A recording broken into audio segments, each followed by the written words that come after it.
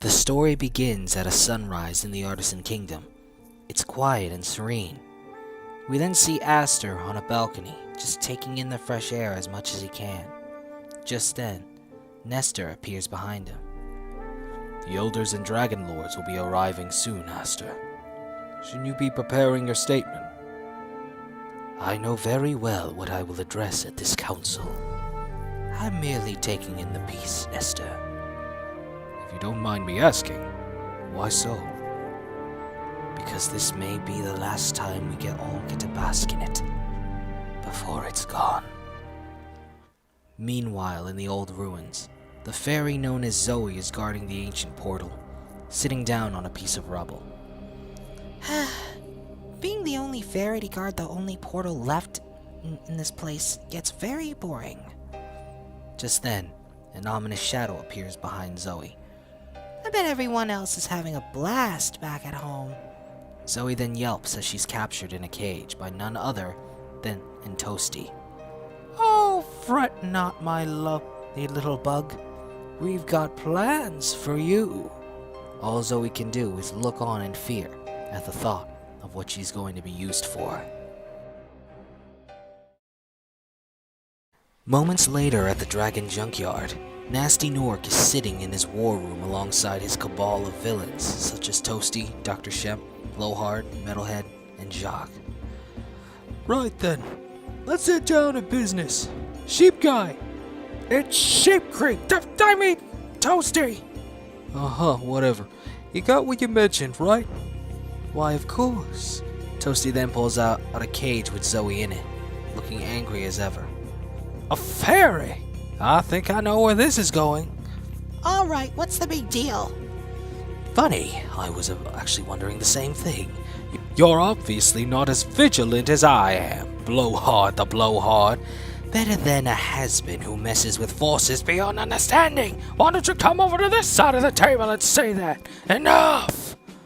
We, despite my force situation, agreed to this alliance so we could discuss how we can eliminate the dragons. I fail to see what a fairy has to do with it. Besides, I detest the use of the weakness of magic. Well, tough toenails, Metalhead. Because this fairy doesn't involve the dragons at all. Then why capture her? I don't get it. Tell me, how much do you know about the Thieves Guild? Intriguing. Yes, intriguing. Metalhead then looks at Gnasty Gnorc trying to copy his seriousness, only for Gnasty to then pretend he wasn't copying his brother, whistling in response. Tell us more. Meanwhile, within Artisan Castle, the Dragon Elders and Dragon Lords convene within the main hall. Aster steps up at the balcony, ready to speak. This meeting of the Council of Elders shall now commence. Aster, with all due respect, old friend, why call upon us? I also wish to know why the Dragon Lords have been brought to this council. Never in history has there ever been a need for the leaders of 5 of the 6 kingdoms to convene. Now, everyone, let's hear Aster out. He's never steered us wrong before. That's not what I recall. Mistakes were made. Let the past stay in the past. That being said, I fear history may have a chance at repeating itself. Aster then pulls out and drops the shards of the broken spirit gem he's been protecting down onto the foyer. The elder is looking back in shock. The spirit gem has been broken? But how? What is the meaning of this? We agreed to place it in your care so it wouldn't be shattered. If the spirit gem has been shattered, it means one lucky dragon has gained indomitable power from the ancestors. Who might this dragon be? Aster is hesitant to answer the question. Elder Aster, your hesitation worries us. Who is the dragon that has gained the power of the ancestors? Please inform us. A purple dragon. The elders look on in shock as they hear these words. Meanwhile, in town square, Spyro, Flame, and Sparks are waiting outside of a merchant store. Spyro and friends then hear the sound of the store's bell ringing, only to see Ember walk out with a bag of something. Spyro and friends look at her with anticipation. Well, did you get it? I got it! Ember places the bag down and her friends look in awe as she pulls out what appears to be wrapped chocolate in the shape of sheep. Holy schmoly, we've reached the chocolate motherlode! It's been so long since we had some of Wonky Wanky's chocolate. Is that gonna cause some copyright issues? What are we waiting for, bros? Let's dig in!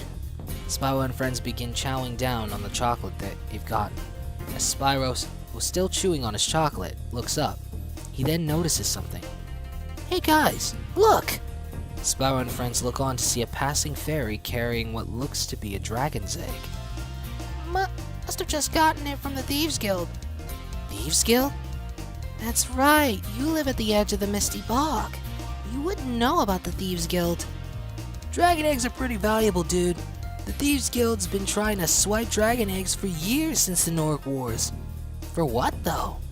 No one knows. Wow, so what are the fairies for? Fairies possess a special type of magic that can let them reach anywhere in the Six Kingdoms instantly, especially a thieves' den. Thieves' dens are basically hideouts. Like the treehouse we never finished building. When did we ever start building a treehouse? Boy, was that one crazy wedding. Spyro and friends sit in awkward silence for a moment. Okay. But wait, the year of the dragon just passed, didn't it? No, great. Does that mean we have a whole bunch of fire-breathing lizards in diapers to worry about? Actually, no. You have the Thieves Guild to thank for that, too. They apparently have access to magic that can halt a dragon's hatching. At least until they do what they do with them. Huh. Well, it's a good thing we aren't going to be running into them anytime soon. Don't jinx it. Spyro and friends then continue eating their chocolate. Meanwhile, within the guarded hallways of Artisan Castle, shadowy silhouettes are swiftly dashing through the halls during the meeting with the Council of Elders and Dragon Lords, undetected by either wandering guards. As the figures get closer to the entrance of the Treasury Vault, they actually zoom past it, nearing a bigger and more decorative door. After picking the lock, the shadowy figures open the door to find a collection of dragon eggs. The leading shadowy figure then shows a white-grinned smile on his face. Back in the main hall of Artisan Castle, the meeting continues with tension in the air. Why are we even discussing this? This purple dragon should be contained. I fear the past has as much as you do, Titan, but we cannot simply restrain the youngling. I agree. He's done nothing wrong. So we are to wait until he does? And what if our old friend gets to him? Like when he tried with the youngling's predecessor. That will never happen. Spyro is nothing like his predecessor. Spyro possesses a heart of gold and risked his life for this kingdom when he's never had to. This only brings to question what ulterior motives he may possess. He's a youngling, Titan. You must give him a chance to learn. Last I remember, the last time we gave a purple dragon a chance to learn, we had to abandon our home. Outside the castle, the fairy carrying the dragon egg arrives to deliver it, leading the guards to let her inside the castle. The moment the door is opened, however, the fairy and guards notice the shadowy figures revealed to be members of the Thieves Guild sneaking out of the castle, a coincidental error on the thieves' part. The blue thieves then notice the fairy holding the dragon egg, leading them to attempt to snatch it, whilst also subduing the guards. Meanwhile, the council continues. We should take a vote to contain this purple dragon. Suddenly, Bruno, the leader of the Beastmakers, and voiced by John Goodman, stomps his staff to get the attention of the elders. Don't go counting us out, Titan. The Dragon Lords were called out here for a reason, and I vote not to imprison the little guy. In all honesty, I vote against it as well. What? We are not barbarians, at least not anymore. However, I must question you, Lord Bruno. Were you not aware of his existence within your swamp? The Dragonfly people have been protected by the Beastmakers for years since the Gnorc Wars, and we will continue to do so. as well as protect any who they take in, Spyro included. Back outside, Spyro and friends return to the castle, only to see the guards knocked out and the fairy and dragon eggs snatched by the blue thieves, while one of them carries a bag of dragon eggs on its back. As the blue thieves notice Spyro and friends, they immediately attempt to escape, causing Spyro and friends to look in the thieves' direction with an awkward expression. I told you not to jinx it, dude. Sparks, find out where they're going. We're gonna find Aster. Spyro and friends then head into the castle. What? But... Oh! Sparks then gives chase toward the blue thieves, keeping his distance by flying above. Back in the main hall, tensions rise. I agree to vote for Spyro's choice of path. A purple dragon may be just what we need in these dire times. Well, that's my vote. I vote for the little one's freedom as well. I had sensed a disturbance within the realm of dreams, and it was Spyro and his friends who restored the balance within it. And you're telling us this now? The guardians of the realm of dreams blinded my sight. I believe they have a purpose for him, and so I wish for him to follow his chosen path. Really? And let me ask you all this. Would you protect him enough to warrant war? Enough! The room is silenced by Nestor's outburst. Even knowing Nestor's vote, obviously, you have been outvoted, Titan, which leaves one order of business left. And what is that, pray tell, Aster? Whether or not we tell Spyro the truth of his birth. Suddenly, Spyro and friends barge into the main hall. The Council of Elders and Dragon Lord shocked to see a purple dragon. Aster! Nestor! The eggs were stolen! What? Suddenly, a large green light is seen through the glass window above. Just then, green beams of magic break through the window, shattering it, and hit every dragon in the room, aside from Spyro and friends. Nestor! Aster! In an instant, Nestor, Aster, and the rest of the dragons in the main hall are transformed into those crystal dragon statues. Spyro looks on in horror. Oh no! We gotta go! Hightail it, dude! Spyro and friends then run out of the castle, not knowing what to do. Ah! Does anyone hear high-pitched girly screaming? My screaming's not girly! Just then, Spyro and friends notice Sparks flying away for his life from a few blue thieves who are trying to capture him. A little help here? Hang on, Sparks! Just before the trio could charge in, a beam of pink magic is shot at them, turning the blue thieves into gems, shocking Spyro and friends. Now that's what I call a form of karma. Spyro and friends then look on as the caster of that spell is revealed to be none other than Mrs. Shoutfire. Are you children all right? Granny? Did you just... Yes, I know. You have questions, but right now we must make haste. For what? For the Dragon Junkyard. Back in the Dragon Junkyard, blue thieves arrive with cages of fairies in hand. Meanwhile, Gnasty Gnorc is instructing multiple Gnorcs who seem to be wearing construction gear. Good. Put him with the others. Today's gonna be a fun day. Just then, Shep and Blowhard approach Gnasty, looking in the same direction he is. Gnasty Gnorc and company look on with a smile, as they bask in the glory of a nearly complete portal. That it will, Gnasty. That it will. The rest of you get ready. We're about to start a test run. What exactly did you have in mind? Gnasty Gnorc just shows a smile. Back in the Artisan Kingdom, Spyro and friends are walking through the woods, unknown to where their destination lies. Granny, what's going on? How exactly are we gonna get to the Dragon Great Junkyard? Okay, can we pretend we know what that is? As you all may know, there used to be 6 dragon families, hence the 6 kingdoms. But during the Gnorc Wars, one of the families were wiped out.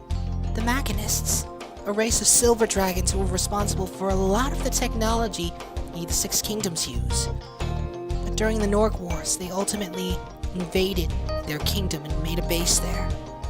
After the Gnorcs lost the war, the Machinist Kingdom became the Dragon Junkyard, as well as the prison for remaining Gnorcs. Mrs. Shoutfire shows an expression of slight sadness in response to Ember's words. Just then, the group arrives at the Dragonhead Monument. What are we doing here? The group then stops in front of the monument. You'll see soon enough. Mrs. Shoutfire then begins to wave her hands to cast a spell, followed by a pink light emanating from the jewel on her necklace, leading Ember to realize something. My granny's necklace. What about it? She always said it was a family heirloom. But that glow, it's a spirit gem. What? Mrs. Shoutfire then casts a spell that opens the Dragonhead Monument, revealing an ancient portal within. What? Okay, now I've seen everything. You mean this was here the whole time? In the mouth of the monument? Granny, what is this? An ancient portal. The one to the Dragon Junkyard. But wait! There's no time. We must venture to the junkyard and save the fairies. Fairies? Wow, chicka wow wow, why didn't you say so in the first place? I'm going in! Sparks then zooms forward toward the portal. Sporks, wait! Sparks goes into the portal without thinking.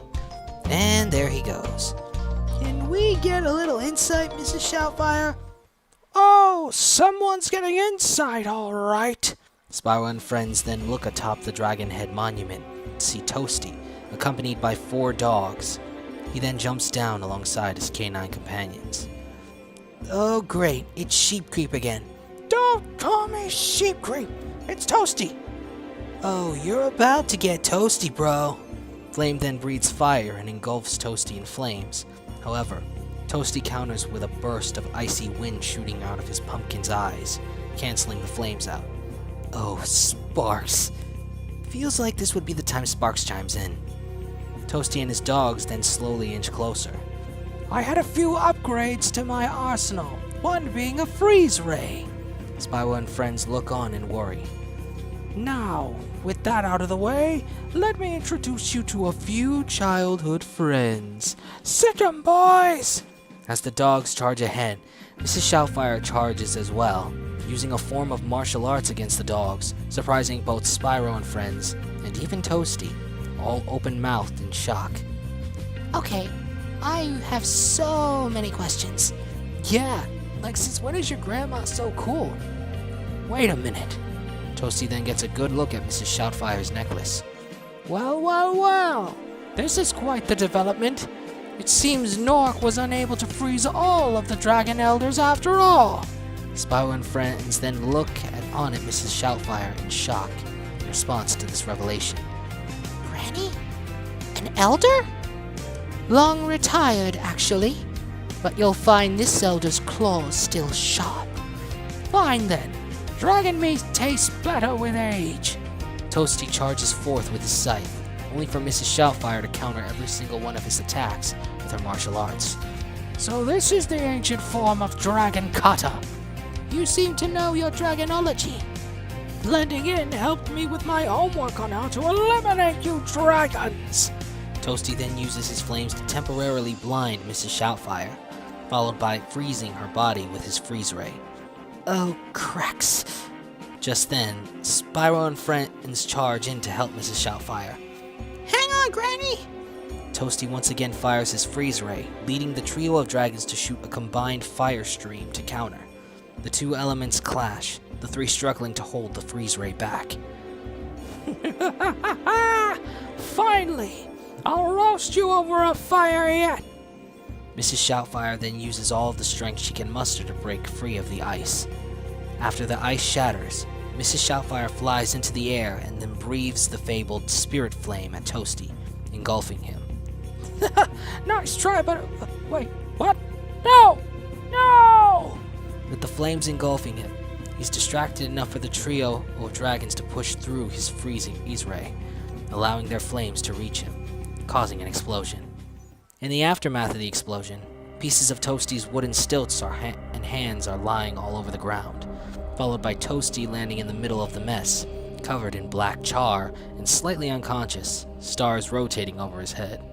After regaining consciousness, Toasty looks up to see the 4 dragons looking down at him in slight anger, making Toasty slightly fearful. Well, it looks like I've got calibrations to work on, so why don't we all call it a day? Oh, you're gonna have a day, alright, in the dungeon for the trouble you've caused. Yeah, especially for bringing back that monster, Gnarly Gnorc. You're lucky I don't roast you for that. You think you have the nerve to tell me what's right and wrong after what you dragons have done? Yeah, we eat sheep. It's a circle of life, what can we say? Oh, that's one thing, but that's not what I'm talking about. Then spill it. What exactly did we do wrong? What exactly did we do for Gnarly to start a war that took all of our parents from us? Gnarly started the war. What exactly is so funny? Because Gnarly didn't start the war. We did. Spyro and friends once again look at Mrs. Shoutfire in shock. What? Now I understand. Wanting to keep all your skeletons in the closet? Well, life doesn't work out that way. In case you didn't get the memo, you dragons aren't from around here. And before you all showed up, this land and where the 6 kingdoms lay belonged to the Gnorcs, and you took it all from them. No, that's a lie. My mother and Granny would never. It's no lie. Ember looks to her grandmother in confusion. No, Granny. Why are you lying for him? Say it's not so. Tell me you're lying. I'm sorry, Ember. But everything he speaks is the truth. Ember's expression turns from one of denial to one of utter horror.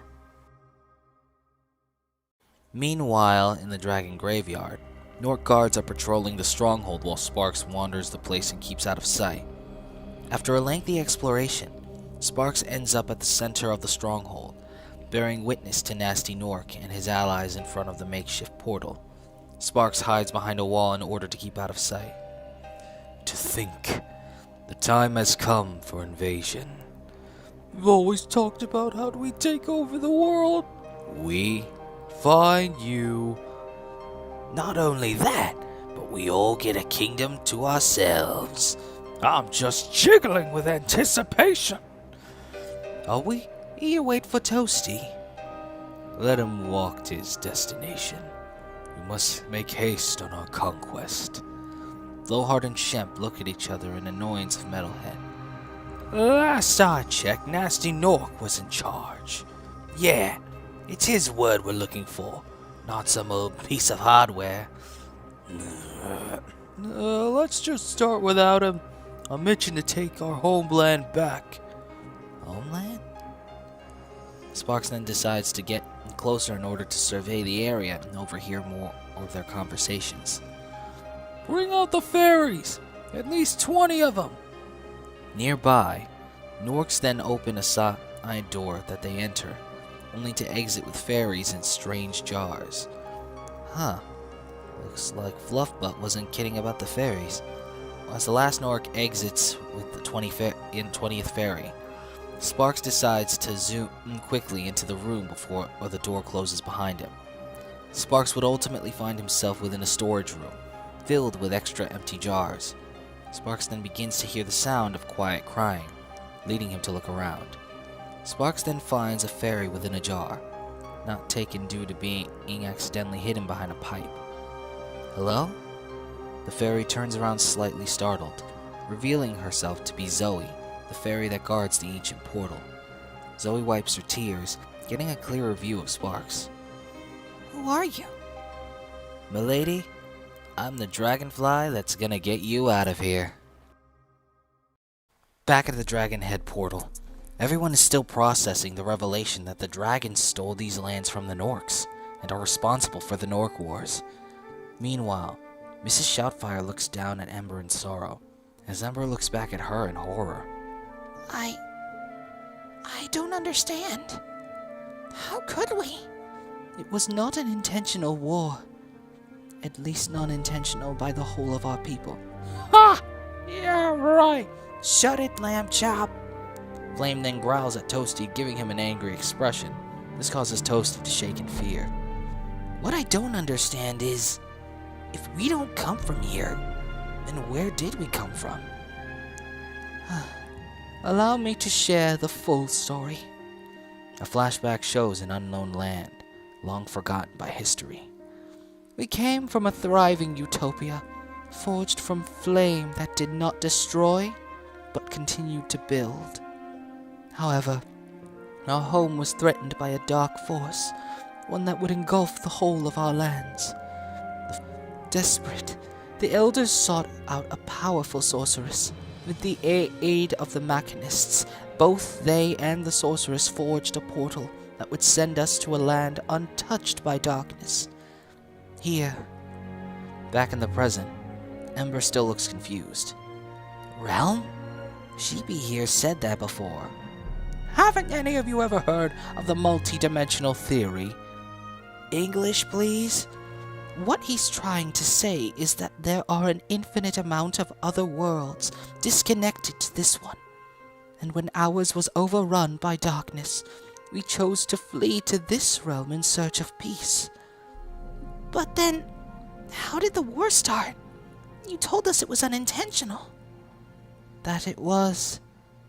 But because of our negligence, it was also inevitable. A new flashback shows the dragons, led by the younger elders, in the presence of Gnarly Gnorc. The moment we arrived, we were confronted by aggression, for the Gnorcs were already a ruthless race of warriors. We had tries to talk for peace, and for a moment it looked like peace would win the day. But any dream of peace would be dashed at the hands of a former elder, who saw dragons as the supreme race that should rule over all non-dragons. And so in response to what he saw as disrespectful aggression, the elder attacked Gnarly, sparking the war that would forever scar that was to be a peaceful exodus. I was the elder for the Magic Crafters family at the time, and I and your mother brought many victories in the war. However, both I and my fellow elders made decisions that would haunt us for eons. Decisions that I just couldn't forgive. I was able to forgive Aster, for his scars as the war brought on were as deep as mine. However, I could no longer bear to carry the mantle of one who made such horrid decisions, many that took the lives of innocent Gnorcs and innocent dragons. Back in the present, Ember could only look at her grandmother heartbroken, tears falling out of her eyes. Did Mom have to make decisions like that? She was the leader of a battalion outside of my vision. I can only hope that she never had to cause as much pain as we elders did. Ember shakes her head for a moment, trying to process everything. An angered Ember then turns to Toasty, walking up to him in quiet rage. What's Gnasty and Gnarly planning? First of all, it's my plan. Second, what makes you think I'd tell you any? Because if you don't, I'll burn you to a crisp faster than you can say lamb chop! We've been capturing fairies to power a makeshift portal so the Gnorc forces can invade the realms beyond this one. Turning the dragons of the Six Kingdoms to crystal was just so they'd be undefended. In fact, the Artisan Kingdom's about to be reclaimed. What? Back in the dragon junkyard, the fairies and jars are hooked up to the makeshift portal. Blowhard then places his hands on the two power pylons. Begin the activation. Blowhard then imbues his magic into the pylons, fueling the portal alongside the fairies, who are being drained of their magic. Shemp, is the potion ready? Dr. Shemp then walks up with a strange potion, giving it to Gnasty. All ready, boss man. Gnasty and Metalhead look at the potion in awe. Today marks a new age for the Gnorc Empire. Suddenly, the portal opens, leading Blowhard to stop fueling the pylons due to it being fully charged. Gnasty Gnorc then walks into the portal with the potion in hand. Within the Artisan Treasury, a portal opens, Gnasty Gnorc exiting it with the potion still in hand. Metalhead then follows behind, looking around at the bounty.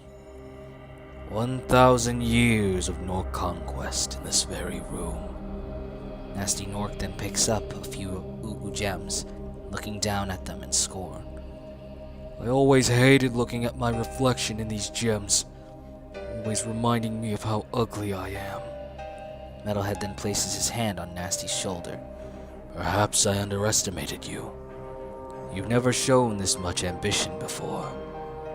That's because I didn't understand how ugly I was, until I finally saw it the last time me and Father spoke. Well now, you shall ensure the future of the Gnorc Empire.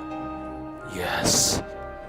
So, what of those weaklings we've allied with? We'll get rid of them after we invade at least 6 realms, 1 for each kingdom. Just then, Blowhard exits the portal, scratching his body after feeling tingly for crossing it. By the powers, I never thought going through portals would be so tingly. Prepare the spell. Yes, Jamon. I mean, General. Blowhard then casts a spell on the potion in Gnasty's hand, lifting it in the air up high. The glass potion bottle then breaks, the liquid transforming into a small storm cloud. The cloud then begins to produce a purple rain, the droplets being that of the potion. The gems begin to glow as a result, then poofing and transforming into a new army of Gnorcs that are ready to serve the Gnorc Empire. Right side, stay here and collect the dragon statues. Left side, return home with us. We are to prepare for the invasion. The Gnorcs shout in prideful glee, following their leaders back to the dragon junkyard. Back at the Dragonhead portal. Well, that's just great. Not only have we lost all our treasure, we got a Gnorc situation on our hands. Again! You must make haste now. What? But I thought you were coming with. Now that Gnorcs are in the kingdom, someone must stay behind to ensure the safety of the dragons.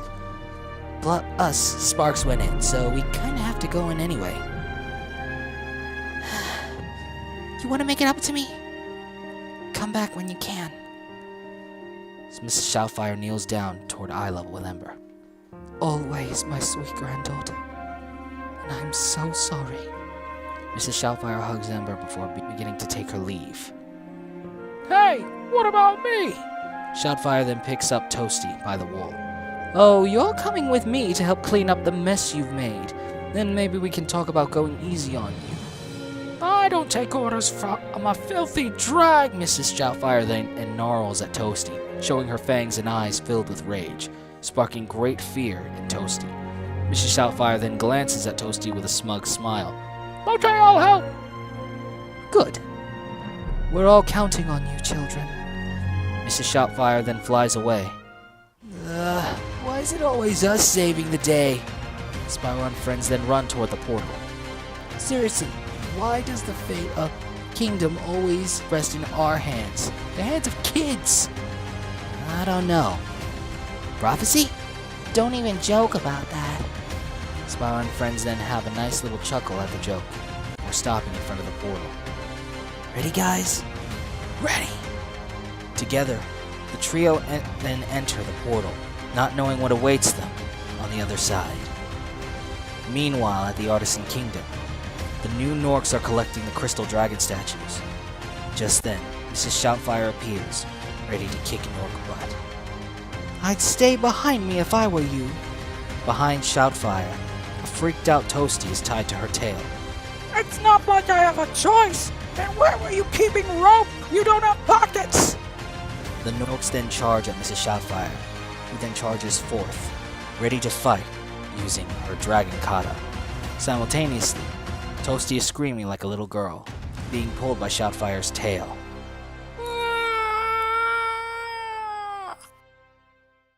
A moment later at the dragon junkyard, Spyro and friends arrive on the other side of the portal, way within a hidden spot within Gnasty Gnorc's stronghold, seemingly an abandoned lab. Whoa, this place could use some spring cleaning. Must have been an old lab that the machinists made. So, where do we start looking? I guess we gotta get out of here first. Guys? Spyro and Ember then look to see Flame with his head out of a bunker door. You might want to see this. Spyro and friends then look out of the bunker, or door, to see a maze of machinery. After exiting the hidden bunker, Spyro and friends think of what to do next. So what now? I guess we'll just have to wander. No matter what, we can't split up. The trio then looks on awkwardly as a giant Gnorc warrior, who was passing by and now looking at the trio awkwardly, standing as stiff as a board and holding a giant drumstick and wooden shield. Tackle him? Tackle him! The trio quickly tries to tackle the Gnorc warrior, only to be cartoonishly flattened by the Gnorc warrior's giant drumstick. After the trio reinflates, the Gnorc warrior yells his war cry that echoes throughout the stronghold, catching the attention of Gnasty Gnorc and Metalhead. Just then, a blast hits the Gnorc warrior from behind, causing it to be perplexed, followed by poofing back into a gem, which lands on the floor. A gem from the vault? But what exactly? From its perspective, an individual is looking down at the trio, its perspective in the form of what appears to be a HUD, analyzing the trio. Spyro then looks up, only to find nothing there, not noticing what looked like a tail going into a secret entrance in the upper wall. Well, whatever it was, it seemed to have saved our butts. But now, thanks to that Gnorc screaming, we've lost the element of surprise. Well, they know we're here, but not where we are. So we should be good, right? Suddenly, the ground begins to shake. What's going on? Yo, Spyro! Spyro and friends then look down a pathway to see Sparks and Zoe flying toward them at breakneck speed. Sparks! Are we glad to see you? Just then, Spyro notices the mob of Gnorcs chasing after Sparks and Zoe. And the angry mob of angry orcs Chasing you. Hightail it, guys! Spyro and friends then attempt to run away from the mob of Gnorcs alongside Sparks and Zoe. The group has a lengthy chase throughout the stronghold until they eventually reach a dead end. They then turn to see the mob of Gnorcs walk slowly toward them with hungry smiles on their face. So, any bright ideas, dudes? We could fight, but we're outnumbered.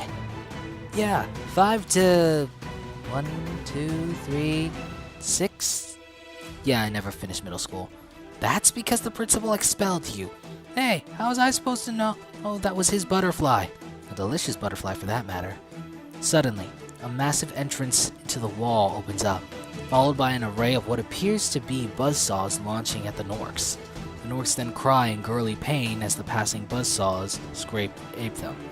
Ow, ow, ow, ow, ow.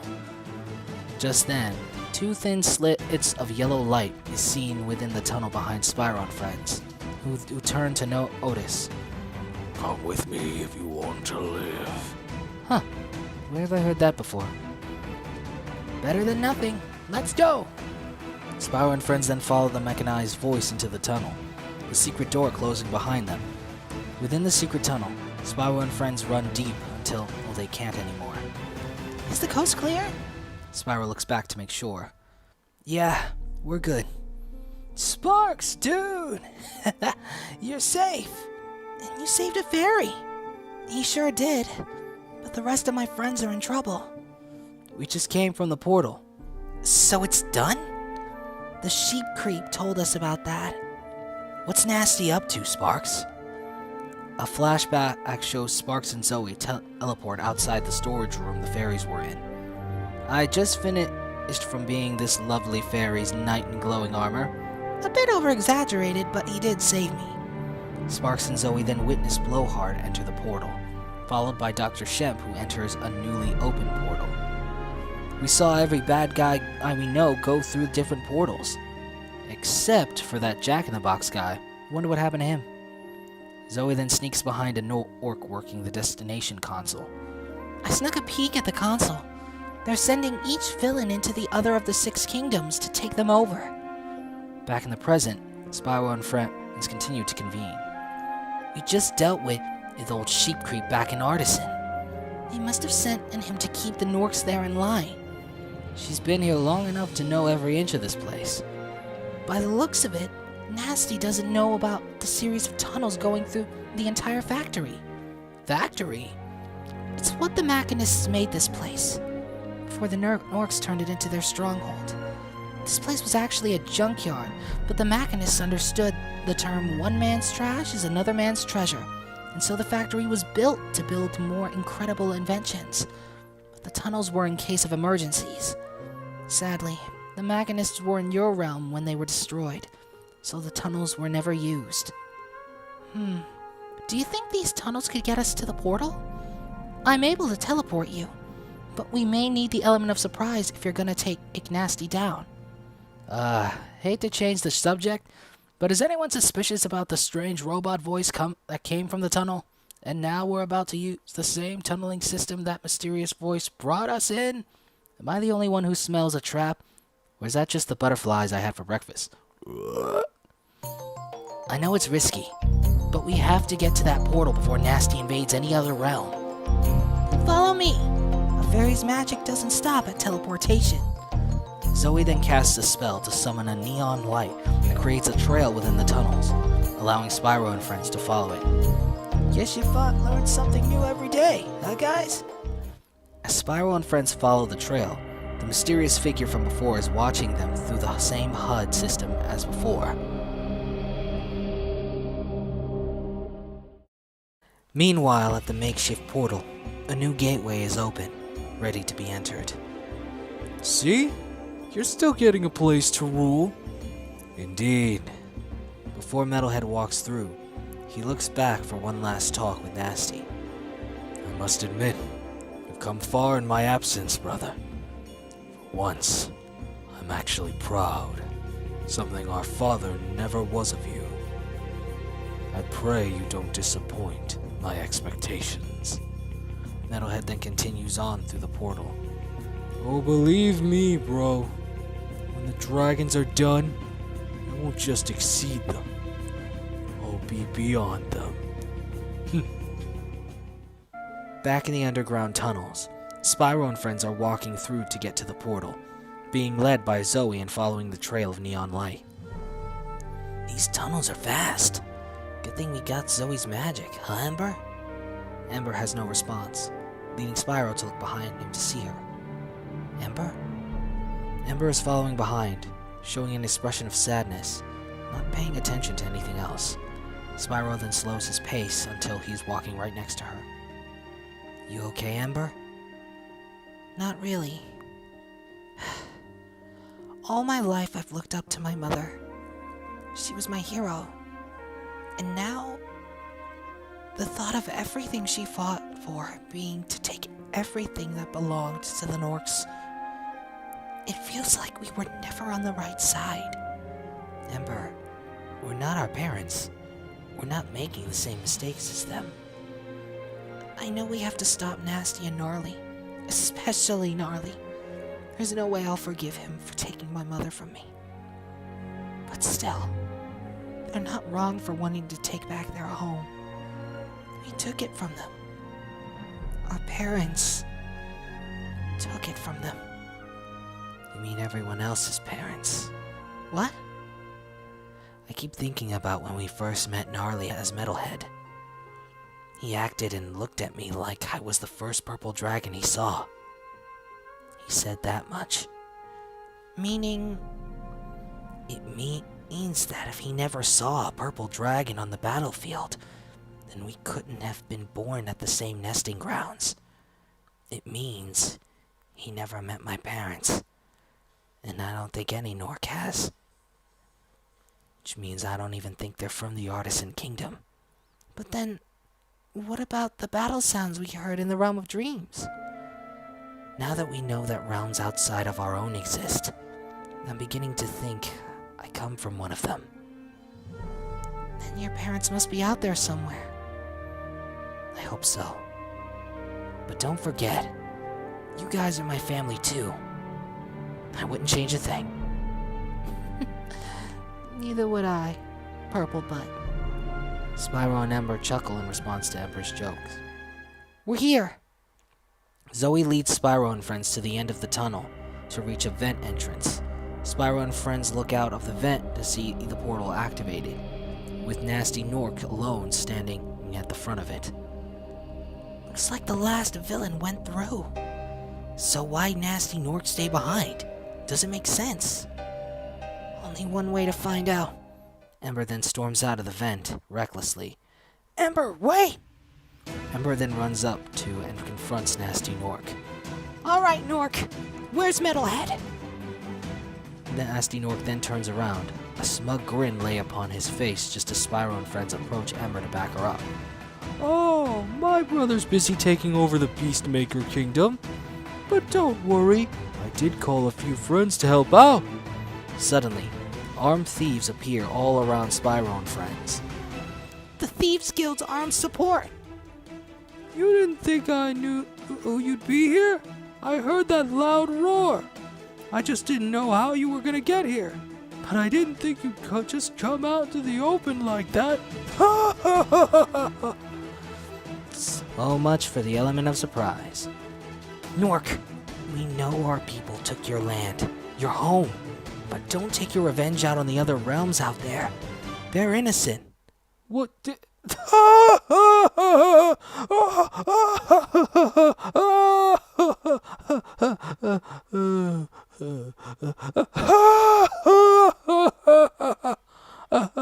Oh, you guys are so gullible.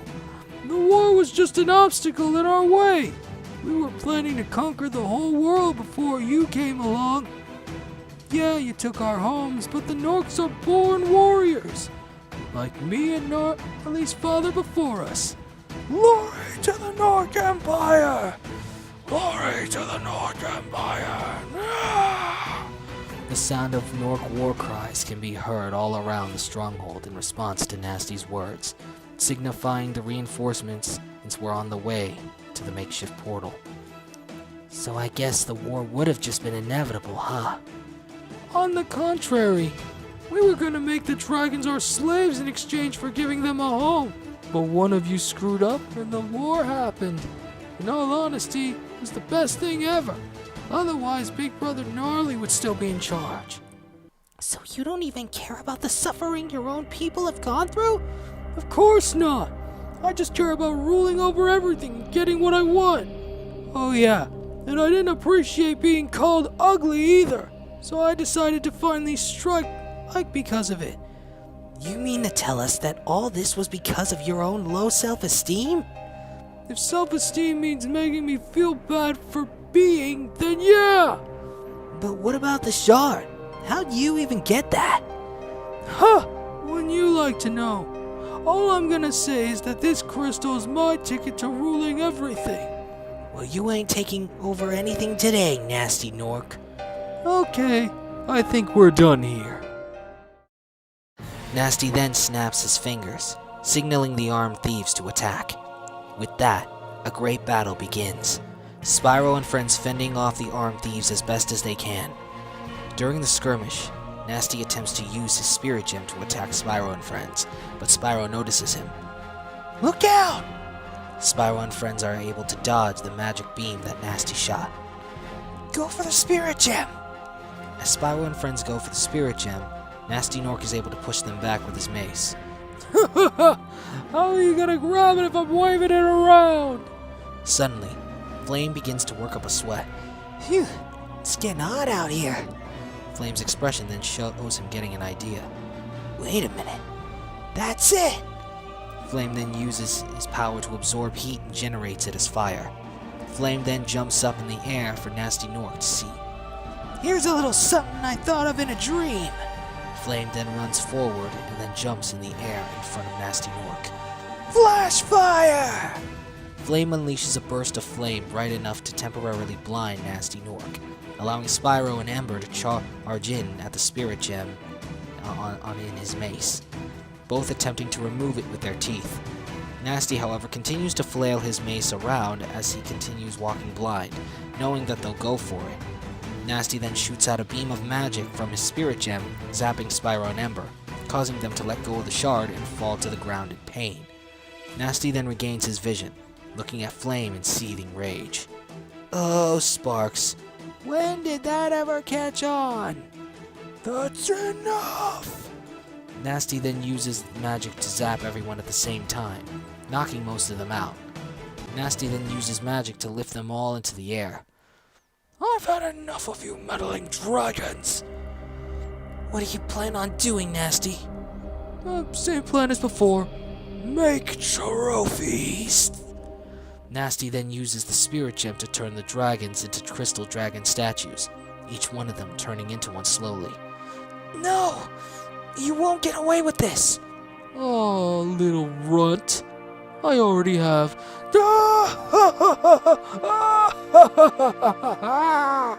Spyro begins to breathe heavily as the petrification is about to reach his head. Spyro! Sparks, I'm sorry. Spyro then turns into a fully turned crystal dragon statue. No! Take him to the boat. I'm gonna send these dragons to a special friend of mine. He'll be thrilled to learn I found the purple dragon he's been looking for. Very well. But what of the insect?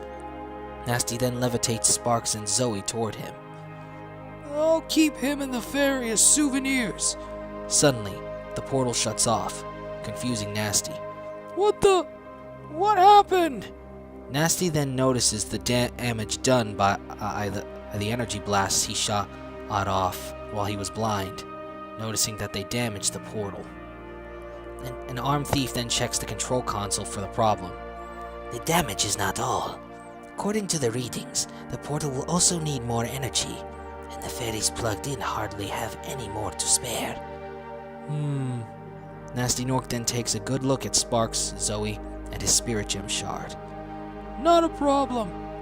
Take the rest of the fairies if you want. I'll have the remaining Gnorcs fix up the portal. Plus, I've got spare batteries. Back at the Artisan Kingdom, in the main hall where the Council of Elders resides, the sound of fighting can be heard from outside. Just then, a Gnorc is knocked through the entrance door, poofing into a red gem. Mrs. Shoutfire then enters the room, looking around to find the Council of Elders and Dragon Lords as crystal dragon statues. Well then, looks like we've got a lot of work to do. Toasty is shown to be beat up after getting caught in the crossfire of battle, still tied to Mrs. Shoutfire's tail. I'm gonna need a minute. Back in Gnasty's realm, the Gnorcs are loading the crystal dragon statues onto a boat docked at a place that a wooden sign dubs Gnorc Cove. Within the ship's cargo bay, the crystal dragon statues of Spyro and friends are all laid out like toys on a bedroom floor, no organization put into their placing. Outside the ship, as it's getting ready to ship out, what appears to be a dragon wearing a cybernetic armor is watching the cargo ship, preparing for departure. In 4 of the 5 kingdoms, Gnorcs begin collecting crystal dragon statues as each villain looks on in satisfaction at having control over their own kingdom. Dr. Shemp makes himself comfortable at the Dry Canyon stronghold within the Peacemaker Kingdom. Blowhard is relaxing at the Wizard's Peak stronghold within the Magic Crafter's Kingdom. Jacques is roaming the lofty castle in the Dreamweaver's Kingdom. And finally, Metalhead, slightly distressed by the articulation of his orichalcum body for some reason, sits down on the throne of the Beastmaker's stronghold in the Misty Bog. And so, the invasion begins. Meanwhile, in Gnasty's realm, the ship that was docked at the Gnorc Cove is already en route to its destination, an hour already passing since then. Within the ship's cargo bay, a crystal dragon statue lying on its side on the floor begins to shake and then crack, purple sparks of light beginning to radiate from the statue. With little to no explanation, the statue shatters, revealing an unconscious Spyro lying on the floor. Spyro then begins to come to, looking around to get his footing. Where am I? Spyro then looks out of a porthole as a horn blows, allowing Spyro to put two and two together that he's on a ship sailing in the ocean. A boat? Spyro then notices two other statues. Guys? Oh no! Spyro's head is down in seeming defeat, followed by placing his paw on the nearest statue. Sorry, guys. I tried. Suddenly, a little spark of purple energy touches the statue, causing it to begin to shake, followed by breaking and releasing Ember. She then comes to.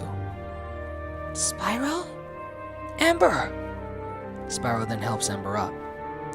What happened? We got turned into statues. For some reason, I broke out. Then I touched your statue, and now you're free too. Really? Ember then looks around to see one more statue. Well then, let's see if you can do it again. After Spyro touches the other statue, it begins to shake, eventually releasing flame. Flame! Yo, dude! That was one wicked nap. It wasn't a nap. We were turned into those crystal dragon statues. Just like all the other dragons in the other 5 kingdoms. Except Spyro was able to break free on his own for some reason. When I touched the statues, it was like a little purple spark came out of my paw. Maybe it's your special power, like by heat absorption. Every dragon gets one eventually. Well, let's first focus on the problem and figure out where we are. We're on a ship for some reason, but I don't know where it's going. Suddenly, the boat begins to shake as an explosion is heard. We're under attack! Out on the main deck, the Gnorc sailors and soldiers are being attacked by an unknown force, hurling buzzsaws and energy blasts at them. The Gnorcs above scream in terror, much to Spyro and friends' uncomfortable feeling. You think it's pirates? I'm afraid of pirates! Ember looks at Flame in confusion. He had a bad nightmare about pirates once. Back on the main deck, the Gnorcs begin to jump overboard. Abandoned ship! Abandoned ship! After a few seconds of silence, an explosion comes through the wall of the ship into the cargo bay. From the smoke emerges the dragon in cybernetic armor, voiced by Richard Horvitz. Avast me, Hardy. The dragon then opens his visor helmet to reveal himself and turn off his distorted voice. Sorry, a lot of smoke. Is everyone alright? That voice from earlier. You're the one that saved us back at the tunnel. The dragon? Here? I thought they were all gone. If you're referring to the machinists, they are. He's not silver. An astute observation. You may refer to me as Drobot. Drobot? So you're like a dragon robot? Not exactly. I'm fully organic. I washed up on this island years ago. Never found out how I got here, but I was taken in by the machinists. They taught me everything I know. I've been this Archive Supreme for years. Archive Supreme? You mean you're the keeper of the history of the machinists? Correct. What about after the machinists were destroyed? What happened then? Alright. Truth is, I was an archivist in training. The history has always been so vast. I remember every single piece of it I've researched. But then they had to leave to help the other 5 kingdoms in their realm. They never came back. I've been hiding in the tunnels ever since, hoping for a miracle. I know, not usually expected of a dragon of science, but it's all I had. And then it happened. You all showed up. And after seeing you guys take on the Gnorcs, I'm gonna help you out. Why didn't you help us during the fight earlier? Highly illogical. Even with my help, the odds were stacked against you as long as Gnasty Gnorc has that crystal shard. Even my weapons couldn't stand a chance. That's why I chose now to save you, so we could have a chance to strategize. Any chance we can start with going back to the island? I've just noticed that Sparks and Zoe aren't here. No problem, chum. However, I would recommend a brief respite, as I'm sure you're still feeling the negative ramifications of your mystical stasis. Spyro and friends then look at Drobot in awkward silence. You were frozen in crystal. Get some rest on the way back. Oh, that makes sense. Drobot then goes up to the control deck and steers the ship back toward Gnasty's island. Next stop, Twilight Harbor. Spyro and friends then make it to the main deck, relaxing as best as they can before their big fight. So where do you think we were headed? Not sure, but wherever it was really, it feels off Gnasty's beaten path. Why not just destroy us up front? Suddenly, Spyro begins to hear a metallic clanging, only to see that the source of the clanging is Ember knocking her head against the wall, her horns tapping against the metallic wall to make noise. Ember, you okay? Peachy, not to rattle anyone's chain, but you did seem very peachy back at the stronghold. You know, whenever someone says not to rattle anyone's chain, it's usually because they know they're gonna say something that rattles a person's chain. Look, I'm sorry, Ember, but what else can I say? You acted recklessly back there. You gave up the element of surprise. Oh, well, sorry if I'm the only one eager to finally end Gnasty's plan. We had a plan, to stop Gnasty. Well, the plan wasn't going to work. Ember, what's your problem? Oh, I'm the one with the problem. So I guess Gnarly's more important than Gnasty, is that it? And what's that supposed to mean? You know what? Not pulling that pin. Oh, I'm gonna pull something if you keep it up, Fireboy. Guys, break it up. Ember, what's wrong?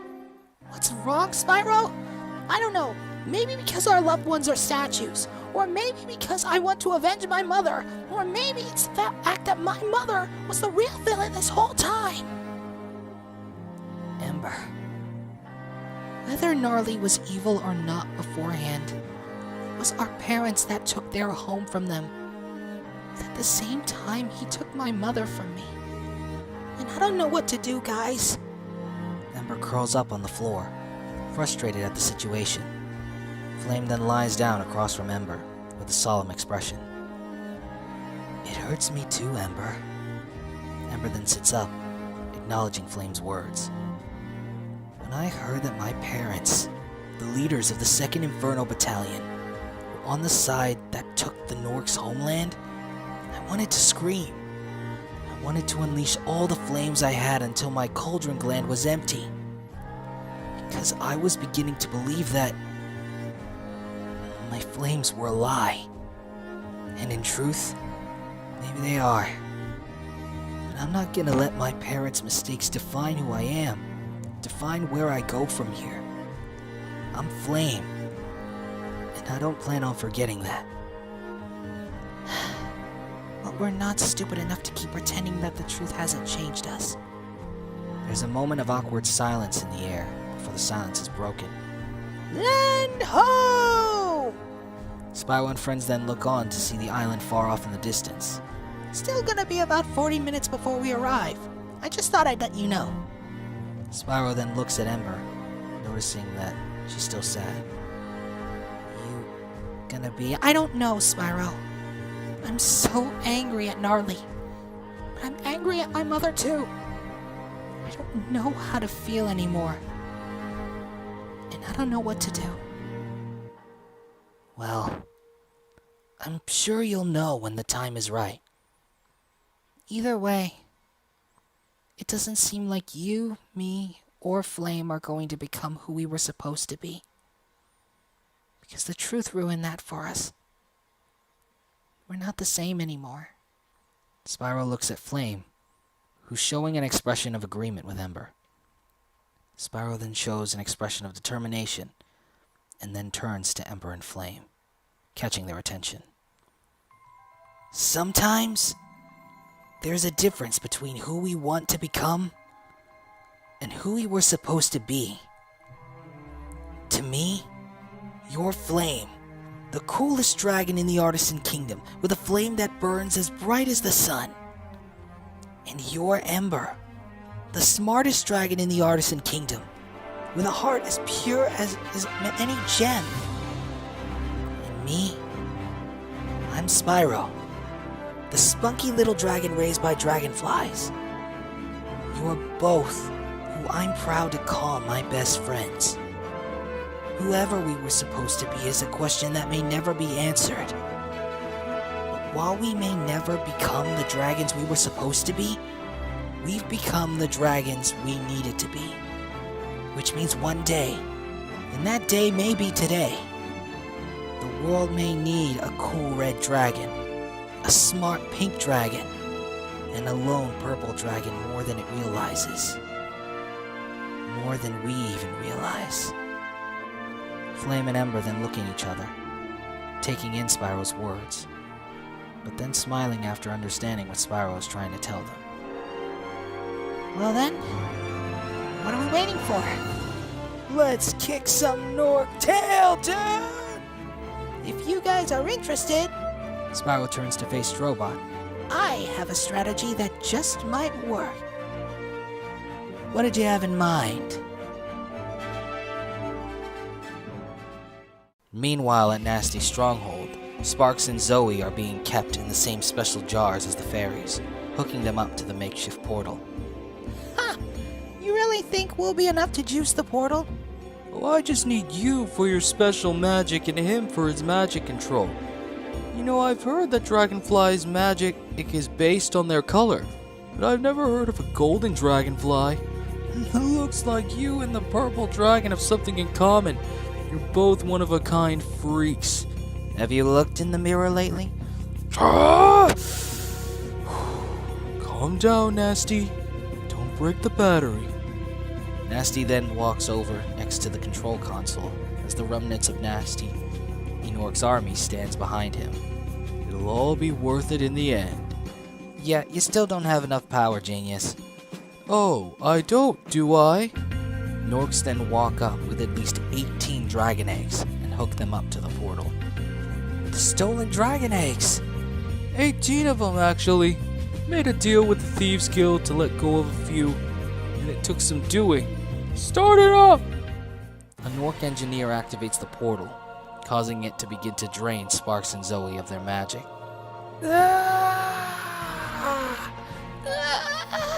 Sparks! As Sparks' magic begins to drain, he slowly reverts to his blue form. Gnasty Gnorc then chuckles in anticipation, turning to his army in a huff. Today marks a new age for the Gnorc Empire. Gnasty lifts his mace as his army cheers. Today we not only rule 2 worlds, we rule them all! Suddenly, the sound of a loud horn is heard. Alright, who did that? I'm looking at you, Gary. I know you've been hogging the bean burritos. Hey, wait a minute. The horn then sounds off one more time, leading Gnasty to use his magic to lift himself up to a high place. Gnasty then notices the ship arriving at the Twilight Harbor, much to Gnasty's shock and distress. The dragons!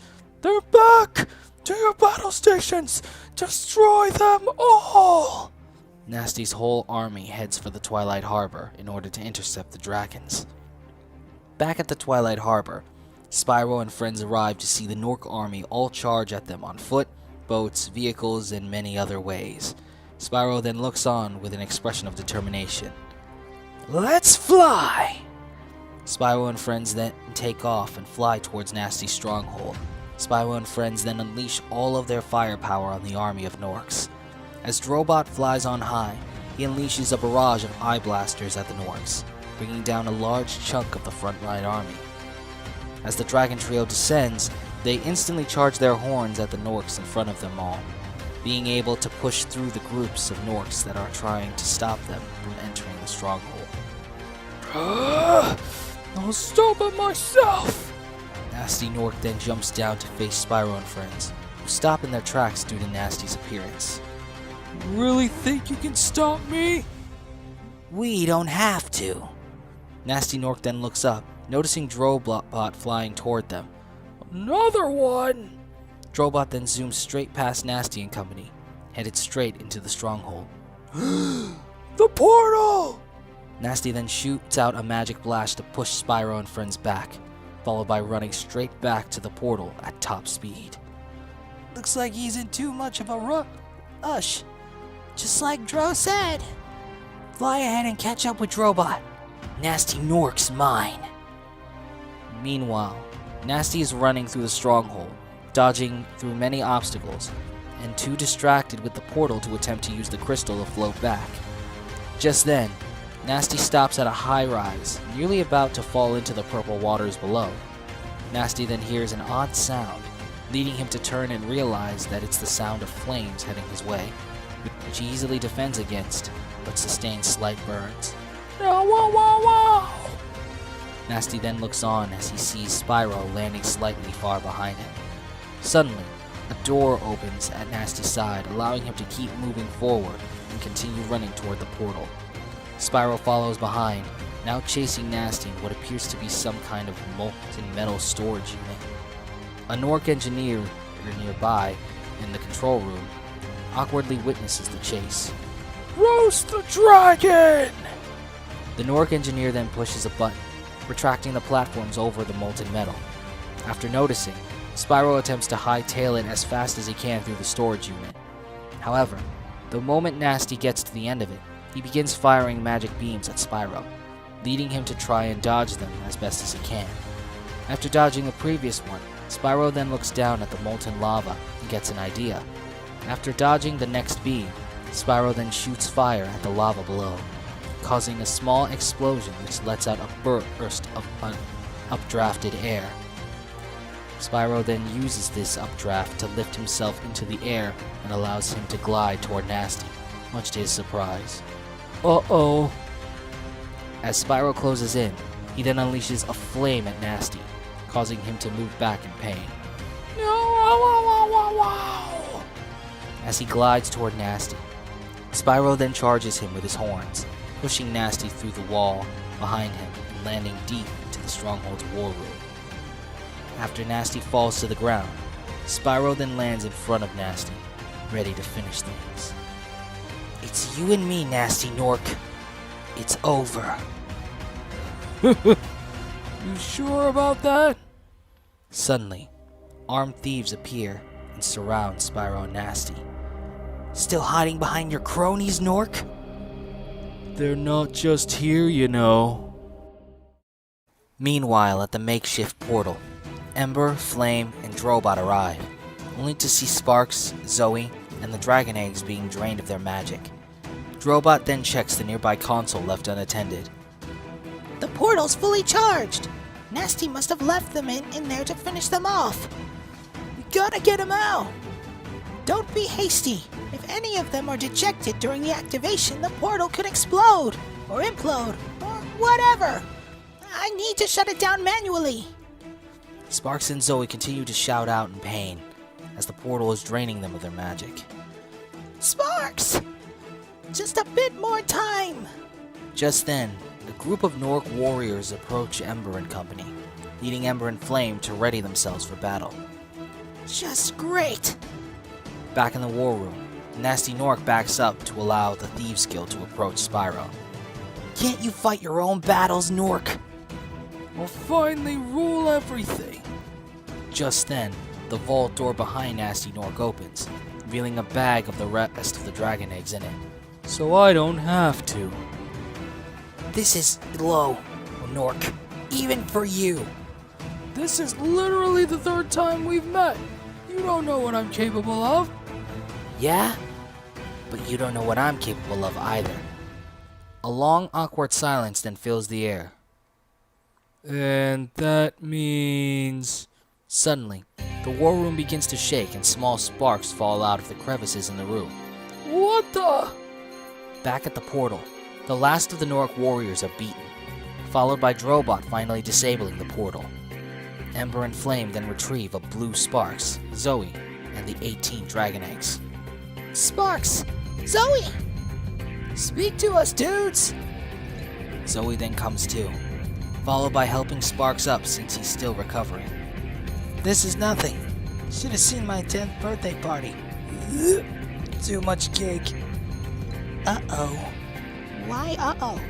It's fully charged, but the problem is without a conduit to channel the dimensional energy, we won't know where the portal will send us. Someone with the same energy as a magic user needs to place their hands on the power pylons and help direct the energy to a single point. Sparks then looks at the power pylons, followed by flying up to them. Sparks, what are you doing? Spyro's not here, so I'm guessing he's handling Gnorc. If he's giving it all he's got, then I am too. But you're already blue. This could kill you. Sparks then flies toward the power pylons, ready to give them his magic. I have the most magic power between me and Zoe. It has to be me. I don't know what you guys are planning, but whatever it is, you better get it done. For everyone's sake. Sparks! Sparks then reaches his hands out to touch the power pylons. If anything happens, tell Spyro I didn't give up. After making contact with the power pylons, Sparks begins channeling the magical energy within the portal. Drobot looks down at the console, ready to set a destination. It's working! Zoe, mind doing us a favor? Back in the war room, Gnasty and the thieves look up in confusion. The portal! Destroy him and you'll get the rest of the eggs! Just then, Zoe teleports next to Spyro. So long, losers! Zoe then grabs onto Spyro and teleports him away as swiftly as she can, followed by teleporting away with the dragon eggs, much to Gnasty Gnorc's disappointment.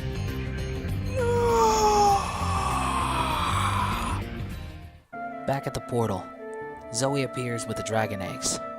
Looks like everything went as planned, Drobot. Perfect. I'm setting the first destination right now.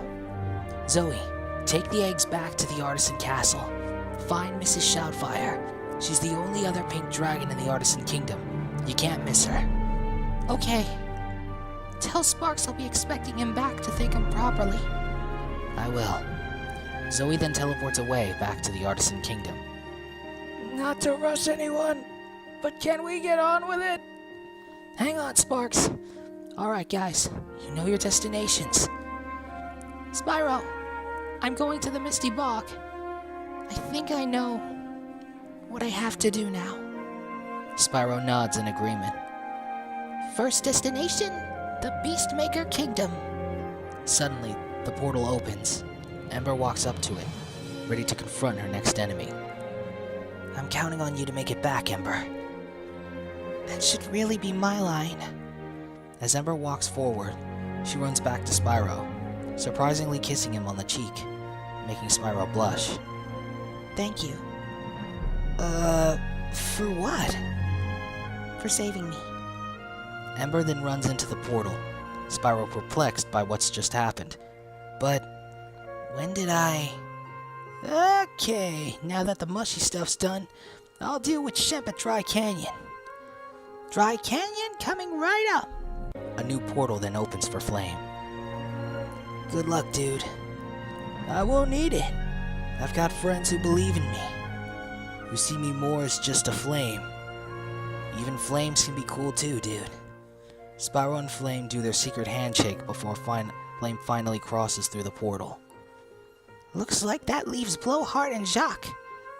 That weird Jack-in-the-Box thing. They thought I was too creepy, so they sent him to the lofty castle after Toasty left. So we're one dragon short. Spyro thinks of something for a moment. Go to the Dreamweavers. But I need to stay with the console. And why not go for Blowhard? Isn't he a greater threat?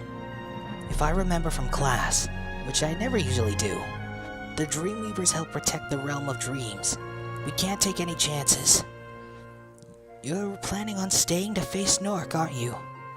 Spyro then nods in response, confirming Drobot's words. Very well. Spark's magic is near its limit, shown by his color blinking from blue to green. Can we get on with it so I can catch a break? Protect the console. It's the only way back. I'll do my best. Drobot then enters the portal to the Dreamweaver Kingdom, allowing Sparks to finally let the power pylons go. Phew. Sparks, you're green. Yeah, it's the color I was born with. I guess gold was too flashy, so I got stuck with green. You should get somewhere safe, pal. What? And leave my brother hanging? We're in this together, pal. I've still got magic to spare, albeit very little. Thanks. Bro. Just then, Sparks notices something behind Spyro. Spyro? Spyro looks on to see a lone and angry Gnasty Gnorc stomping toward them. So, where are your cronies now? Gone since you took the eggs. But don't worry. I don't need them to finish you off. Let's finish this, Gnasty Gnorc. After a brief tension, Spyro and Gnasty charge at each other with everything they've got.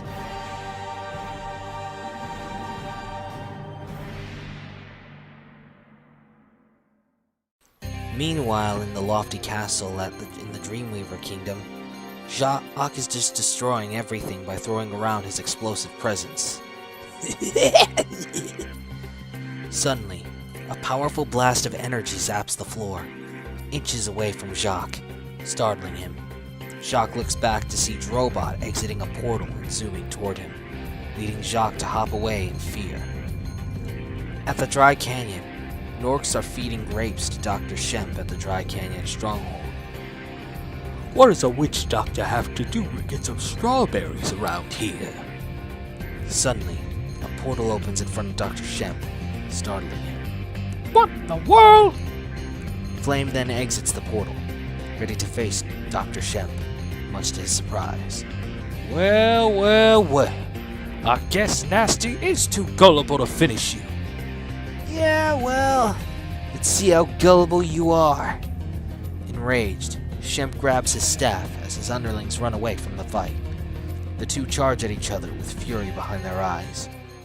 Meanwhile, in the Beastmaker's stronghold, Metalhead is testing his body's articulation for some reason while sitting on a throne in a dimly lit room. Suddenly, Metalhead begins hearing the sounds of screaming and explosions coming from outside, only for an explosion to blast right through the entrance door. From the smoke emerged a serious-looking Ember, ready for the most important fight of her life. Well, it appears my worries were right. My brother is just as much of a failure as he always was. Spyro's dealing with him, but this is between you and me, gnarly Gnorc. Other realms shouldn't have to suffer from my parents' mistakes. That leaves me with one question. Are you really going to give the dragons a home? We Gnorcs have always been conquerors. We always had intentions to rule the world we lived in. And as warriors, we still live by our sense of honor. And our word as warriors is a part of that pride. No doubt my brother disrespected this pride. But one of your kind instigated the war before we could reach an agreement. A red dragon who wore a pendant similar to the one your mother wore. One you wear now. Speaking of which, I'm sure you know why I'm here. Vengeance, no doubt. In that case... Metalhead then snaps his fingers, turning on the surrounding power pylons, which begin to glow.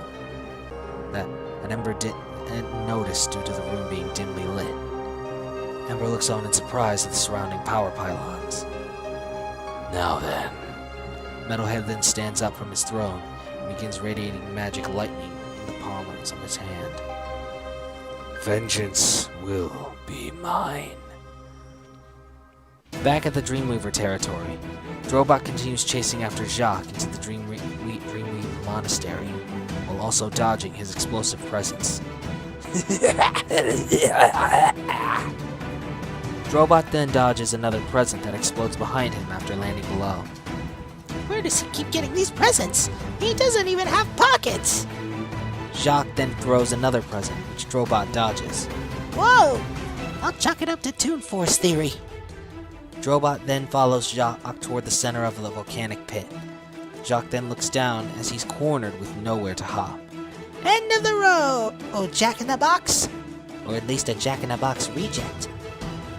Out of desperation, Jacques tries to pull anything that can help him out of his hat. leading him to find a pair of wings that he puts on, allowing him to fly around with the help of the volcanic updraft. Yep, Toon Force theory. Back at the Dry Canyon stronghold, Flame keeps hurling fireballs at Shemp while he keeps hurling dark magic beams at Flame. The two chase each other around the stronghold in order to best one another. Meanwhile, in the Beastmaker's stronghold, Ember is dodging Metalhead's lightning. As Ember dodges another lightning blast, she accidentally bumps into and destroys a power pylon, leading Metalhead to stagger for a moment. Ember noticing this, leading her to charge at the power pylons, destroying each of them in the room, now knowing Metalhead's weakness. Metalhead then walks back to the throne and pushes a button, opening a hidden pathway behind the throne. Let's finish this, dragon! Angered Ember then follows in pursuit of Metalhead. Back in Gnasty's stronghold, Spyro and Sparks do their best to dodge Gnasty's mace swings and green magic beams. Gnasty then shoots a more powerful magic beam at Spyro, leading Sparks to create a magic barrier to protect him, doing his best to hold back the beam. Sparks! Oh, just stand there. Flame 'em! Spyro then jumps over Sparks and glides toward Gnasty, breathing fire onto Gnasty's face.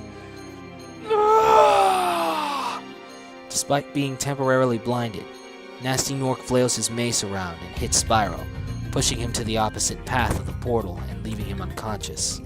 Spyro!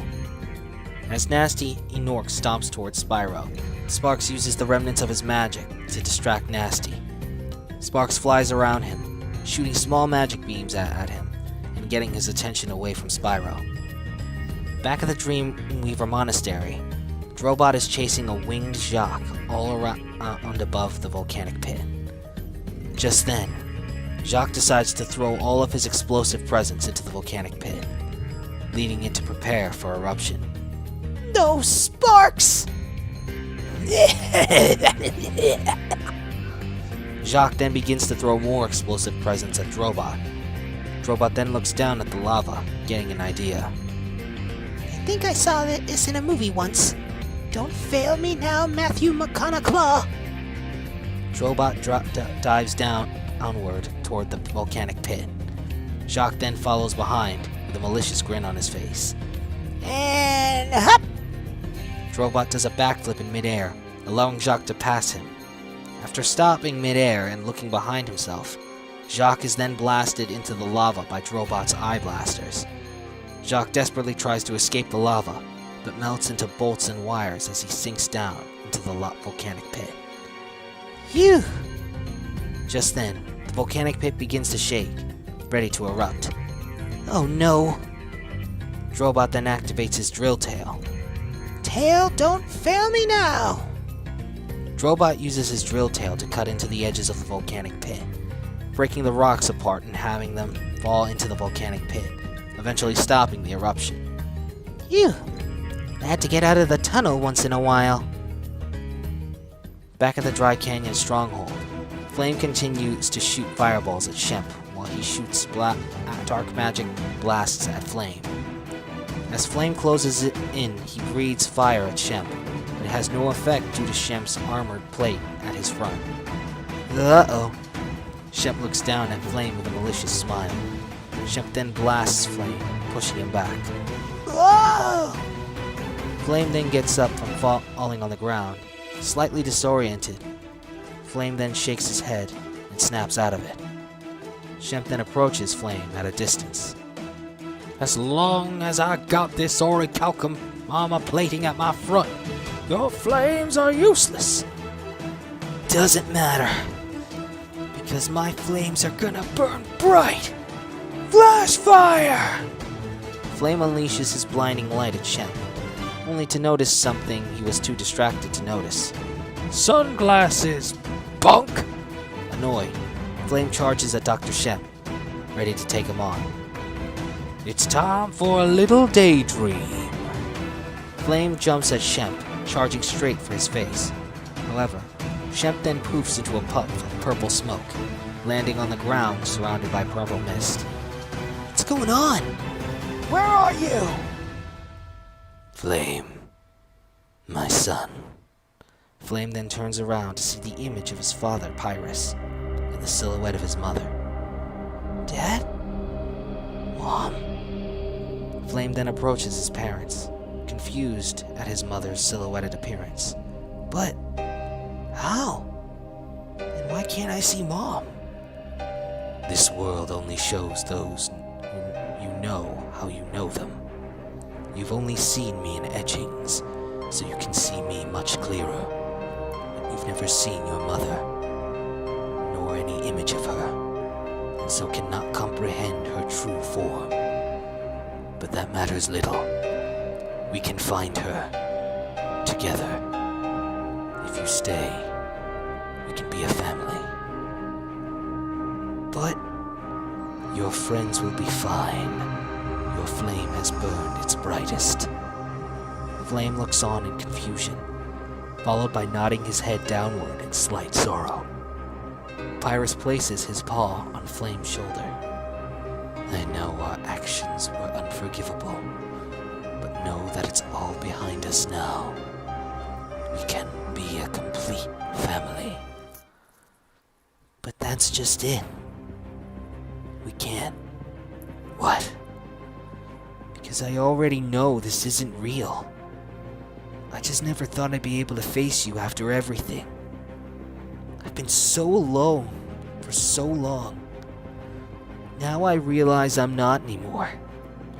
I've got Lindar and my friends. They're my new family. And they've allowed my flame to burn bright. But it's not bright enough yet. It won't be as long as I'm stuck in the past. Stuck at the very moment of my hatching. Flame begins to radiate an aura of flames throughout his body, much to Pyrus' shock. Sorry, Dad. But my flame's not yours anymore. No. It's mine! No! Flame then unleashes a wave of flames from his body, destroying the illusionary dream and returning from the realm of dreams, much to Dr. Shemp's surprise. But how? Flame then opens his eyes, as if he just woke up from a meditation. Because I'm not just burning my flames. I'm burning my friends' flames too. Enraged, Dr. Shemp charges at Flame, swinging his staff at him, only for Flame to jump over him and land behind him. Flame then breathes flames onto Shemp's butt as a result. As Dr. Shemp hops around in pain with a flaming butt, Flame takes a charging stance, absorbing as much heat as he possibly can. My friends by my side, I'll burn the brightest I ever have! Flame then charges toward Dr. Shemp, unleashing a comet dash directly into his orichalcum plate. As Flame pushes on, he unleashes all of the flames he can. You're about to get flamed! Epically, Flame breaks through Shemp's orichalcum plating, launching him far off into the distance. This ain't the last you've seen of me! Flame looks on, a smile adorning his face. I'm coming, guys. Back at the Beastmaker's stronghold, Ember exits the stronghold only to arrive at an arena at the center of it, Metalhead ready and surrounded by more power pylons. An arena? The ancient Gnorc arena, defiled by the Beastmakers. Here, Gnorcs of many have tested their mettle, and it is here your line will end, and the dragons shall suffer from what they've taken from us. Metalhead then unleashes a lightning blast from his arm laser, leading Ember to dodge as much as she can. Ember then unleashes as much fire breath as against Metalhead, only for his orichalcum body to not be phased.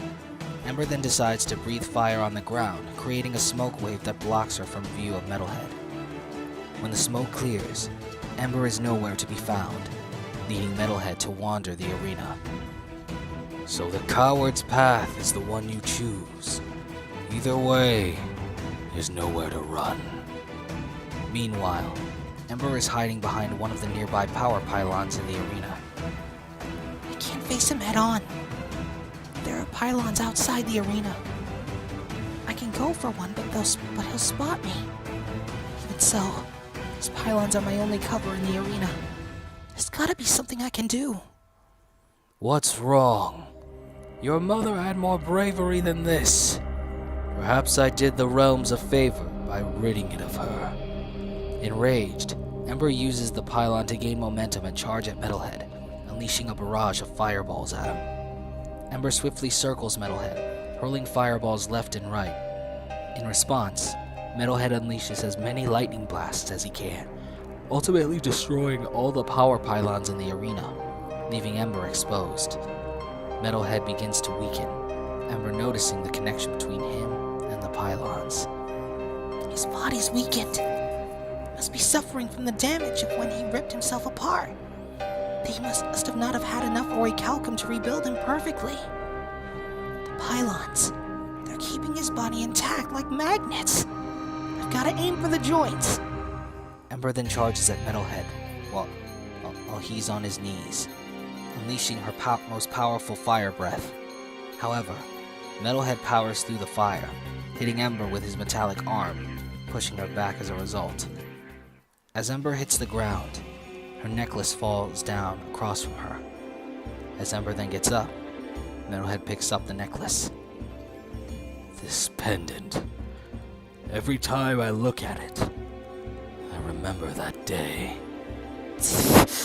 Give it back. It belonged to my mother. You mean the dragon, responsible for us for losing our home? She may be gone, but you still carry her sins. And without this necklace, even her power is lost to you. All the Gnorc lives that were lost will be repaid in full. And I'll start by wiping out her legacy. Metalhead then aims his laser at Ember, unleashing the fullest blast of lightning he ever has. Ember looks on at the lightning blast that is about to come in contact with her. Just then, the pupils in Ember's eyes begin to glow pink. In an instant, the lightning blast connects, causing an electric explosion. And so, the debt is repaid. As Metalhead begins to walk away, he then looks back to notice a glowing pink light. Impossible! Metalhead looks on as what looks to be pink flames in the shape of Ember's mother surrounds Ember's body like a barrier. The dragon avatar then dissipates in pink flames, which burn on the ground around Ember. But how? That pendant may hold her power, but this power is all my own. In retaliation, Metalhead unleashes a beam of magic lightning at Ember with his laser arm, leading Ember to counter with a full-on blast of her spirit flame. Both elements clash with great power behind it until Ember pushes forward, releasing the full power of her spirit flames. No!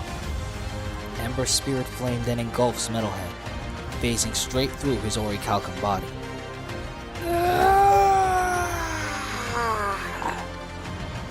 After the flames dissipate, Metalhead drops to his knees, looking unharmed, but acting as if he'd just been damaged heavily. Ember then walks up to Metalhead, looking at him with a serious but solemn expression. How? My body appears undamaged, yet it feels like I've been tormented by the sun. Metalhead looks at Ember, noticing her melancholic expression. No. This isn't where it ends. I am Gnarly Gnorc, commander of the Gnorc Empire. I will not be denied my vengeance. I forgive you.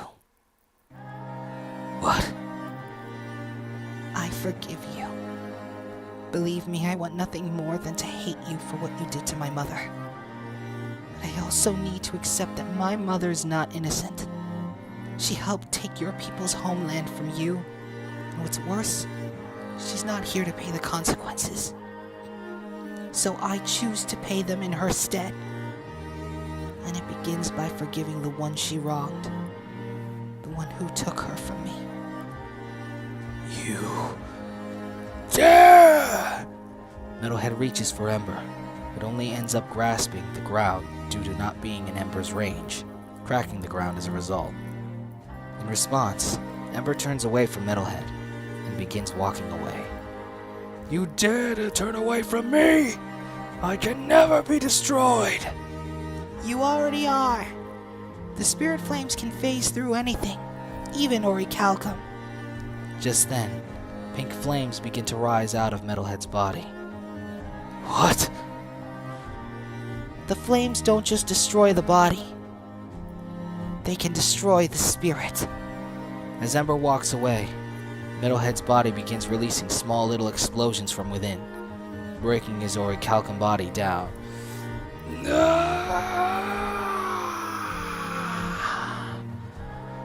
As Ember continues to walk away, Metalhead explodes in a pink flaming fury. While Ember takes her leave, a green floating light flies away, coming from where Metalhead, aka Gnarly Gnorc, had fallen. Back at Gnasty's stronghold, Spyro comes to, witnessing Sparks distracting Gnasty Gnorc as best as he can. Sparks! Sparks then notices Spyro. Spyro! Suddenly, Sparks gets hit by Gnasty's mace due to being distracted. Sparks! No! Sparks ends up hitting the wall, followed by falling to the ground. Huh! I finally got that swarmy bug. Score 1 for Gnorc. Enraged, Spyro charges at Gnasty, jumping onto his arm and biting it with all of his strength. After a lengthy struggle, Gnasty throws Spyro off his arm, knocking him down to the ground. Suddenly, Zoe returns, appearing next to Sparks, attempting to hold him up. Oh no! Sparks! I'm good. Zoe then notices Gnasty about to shoot Spyro with a magic beam, leading her to teleport Spyro away quickly, but unable to leave the area for some reason. What gives? My magic's too weakened. I can't teleport any farther. Gnasty then notices Spyro and friends to his right. Nowhere to run now. As Gnasty attempts to smash them with his mace, Zoe teleports Sparks and Spyro to the pathway across from the portal, unable to go any farther. I'm out of juice. I can't keep teleporting. Spyro then begins to come to. Don't worry. Spyro struggles to stand up as Gnasty Gnorc looks down at them. How much longer are you gonna keep this going? I've got a world to rule and dragons to smash. Spyro looks up at Gnasty with eyes of determination and anger. Spyro then looks at a weakened Sparks being held by Zoe, followed by facing Gnasty again. It's been fun, little dragon. And don't worry. Gnasty then points his spirit gem at Spyro, followed by unleashing a green magic beam at him.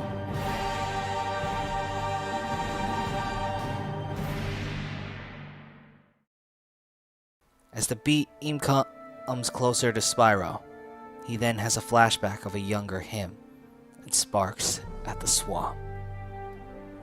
Come on, Sparks. Mom and Dad told us not to come here. What's wrong, Spyro? I thought you said you'd love to see a swamp monster. That doesn't mean I believe in it. It's just dark out here. Well, can you at least believe that your older brother's got this handled? You're only older by an hour. But I know you'd protect me through thick and thin. And I know you would for me. I don't think so. I'm terrified of everything out here. What makes you think I'd be brave enough? Sometimes, Spyro. Back in the present, Spyro still has his eyes closed as the blast closes in on him. You just gotta believe. The beam makes contact. A small explosion is caused as a result. Ah! ha ha ha ha! Finally! I beat the purple dragon! Eat that, Dad! I am a somebody after all! From the smoke emerges an unharmed Spyro, who opens his eyes to see Sparks holding up a barrier with the remaining magic he has left.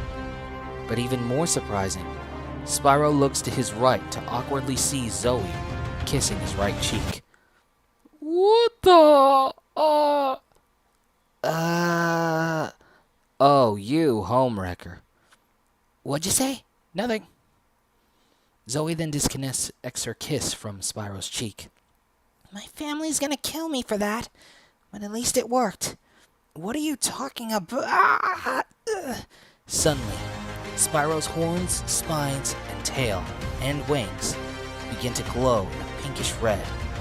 It's causing slight pain to his body. What's happening? It's freaking me out! As power surges through Spyro's body, his horns begin to transform into that similar to a ram, and his tail becomes spikier than usual. In the end, Spyro is transformed into something new, gaining a power he's never felt before.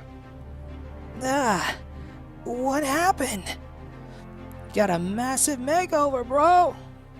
A fairy's kiss is said to hold great power, which is why it's usually forbidden. But it's limited, so hurry. It's all the magic I can spare. Oh, man. Sparks then is able to materialize a floating mirror with his right hand, allowing Spyro to see himself. Whoa! I've got Mega Ram power! Oh, whatever!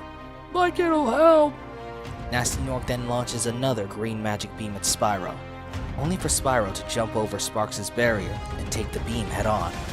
Spyro! Like it was nothing, the beam hits Spyro, but dissipates throughout his body, making it ineffective against him. Whoa! Well. Looks like your magic's useless, Gnasty. No way!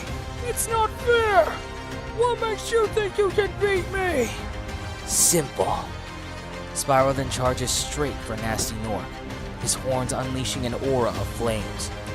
Gnasty then points out his mace to fire another magic beam at Spyro's sprint charge, about to reach for his mace. You gotta believe! As the two clash, an explosion takes place, causing Gnasty's mace to shatter along with the Spirit Gem. In midair, as the Spirit Gem is shattered, its energy then places itself within Spyro's body as he's being pushed back in midair.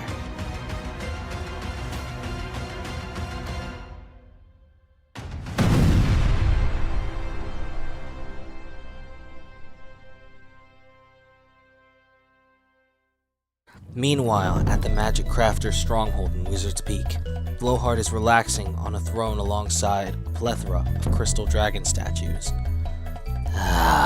This is the life. Suddenly, the sound of the statues shaking begins to rumble through the room, followed by them cracking, catches Blowhard's attention. As the dragons break free, Blowhard decides to make a quick escape in desperation and shock. Why can't anything ever go my way? Blowhard then flies away, deeper into Wizard's Peak.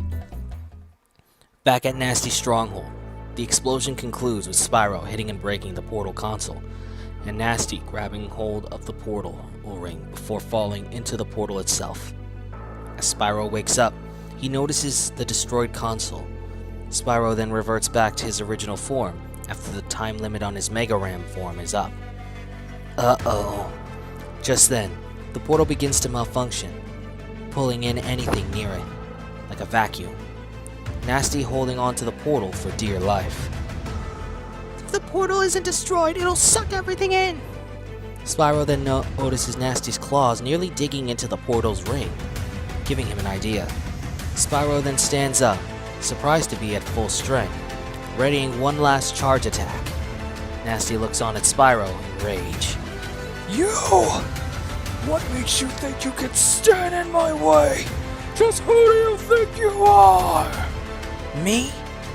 Spyro then charges straight at Gnasty, not noticing he's radiating a green electric aura. Without explanation, Spyro starts rolling frontwards, then transforming into a large earth boulder and rolling as fast as a race car tire. Spyro's earth boulder then hits the front of Gnasty's armor and continues rolling as if it was a buzzsaw.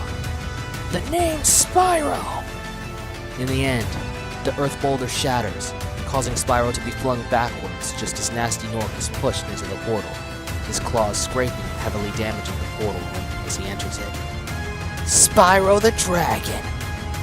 Gnasty Gnorc is then sucked into the portal.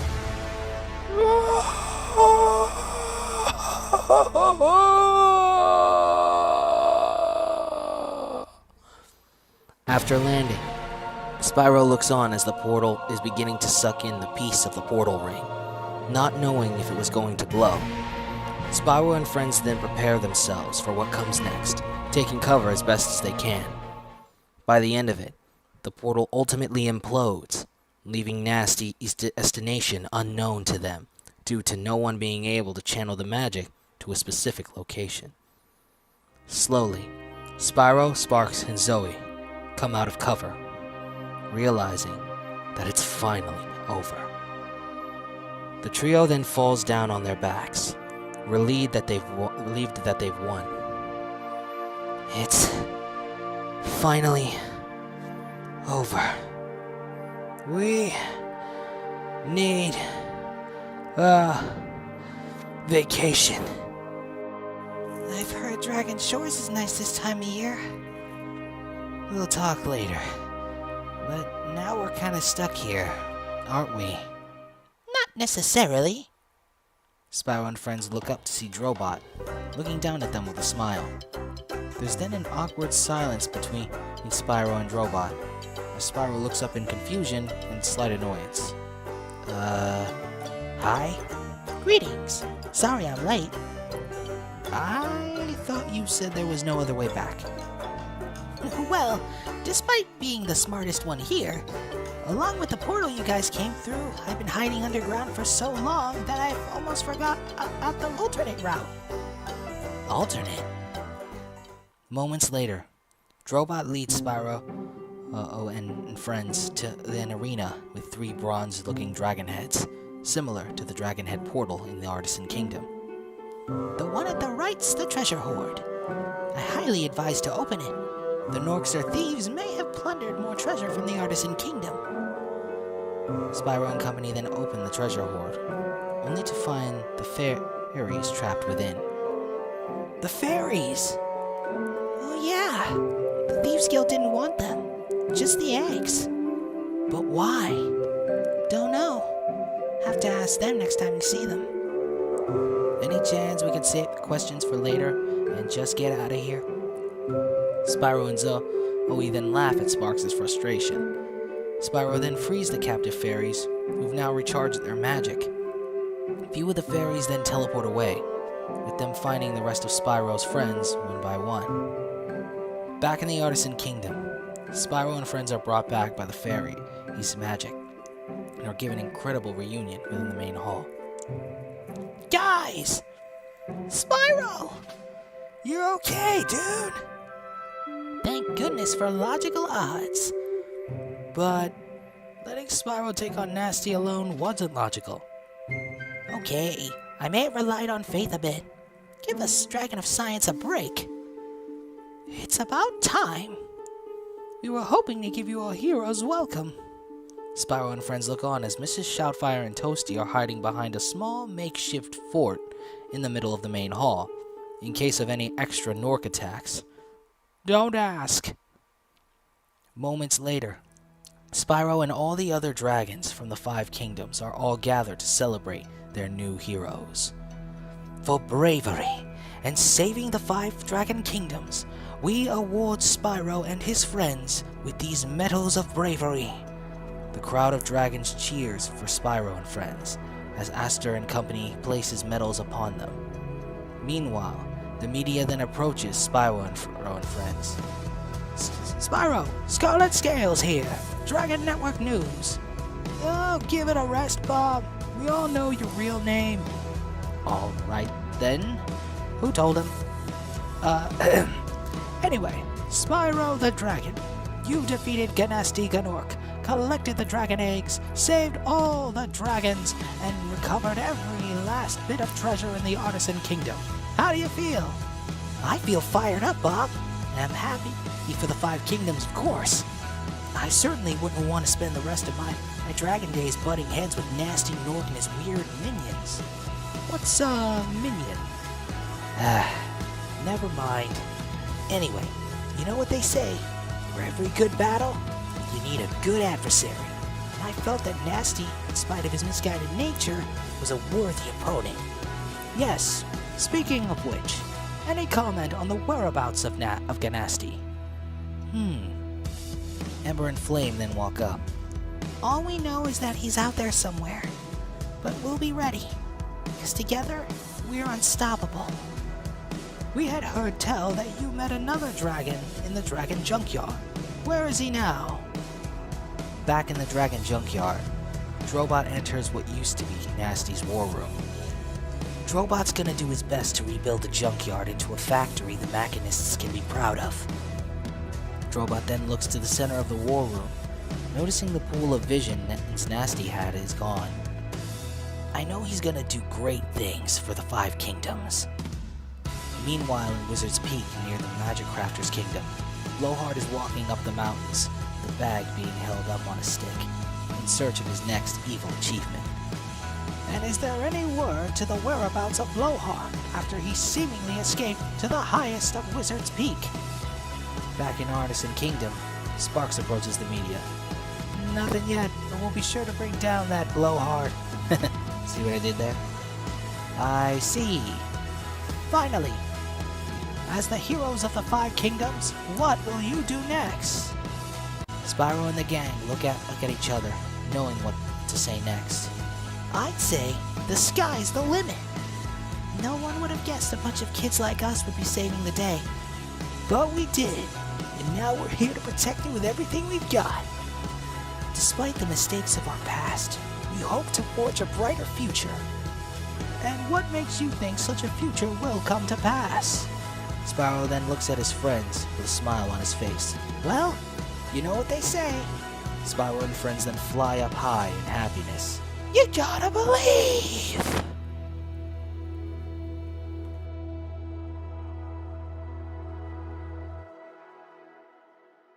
That night, in the hallways of Artisan Castle, Aster and the Dragon Elders exit the main hall, with Nestor waiting outside the door as Aster approaches him. Well? Mine is Titan. We voted to keep Spyro's identity a secret from him, especially after all the trouble he's been through. Trouble we should have been able to stop. You know as well as I do, it's only a matter of time before he learns the truth himself. For once we agree on something. He may have saved us all, but I for one believe this only proves that the purple dragon is just as dangerous as his predecessor, and can become just as powerful. That debate between us at this point is pointless, Titan. The real question lies beyond our sight. And what question would that be, Aster? Who gave Gnasty a spirit gem? Meanwhile, in the Machinist realm, on an unknown island, one of Gnasty Gnorc's boats from Gnorc Cove is seen docked at the island. What appears to be a giant tower with a strange device on top of it absorbs a strange pulse of energy from the sky that channels downward into a strange-looking factory. Within the factory, a machine transfers its energy into what appears to be a staff with a dark-looking crystal on top of it, allowing it to glow and signifying it gaining full power. Sitting in a nearby chair, a shadowy figure is watching a recording of Spyro and Friends' interview on Dragon News Network on a giant monitor, pausing it after hearing the sound of the machine. Finally.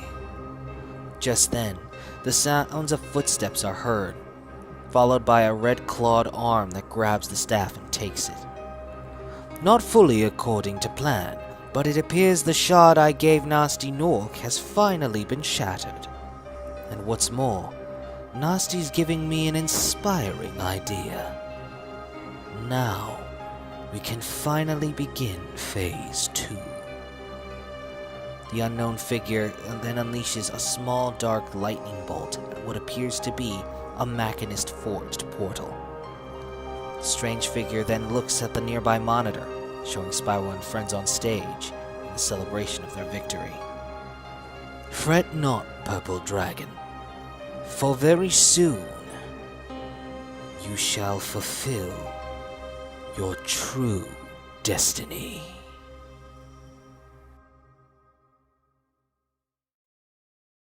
I hope you guys enjoyed this video. If you did, be sure to check out our merch store, Buy Me a Coffee page, and Amazon affiliate link linked in the description and pinned comment below, so you can help us expand the channel and give you guys higher quality content.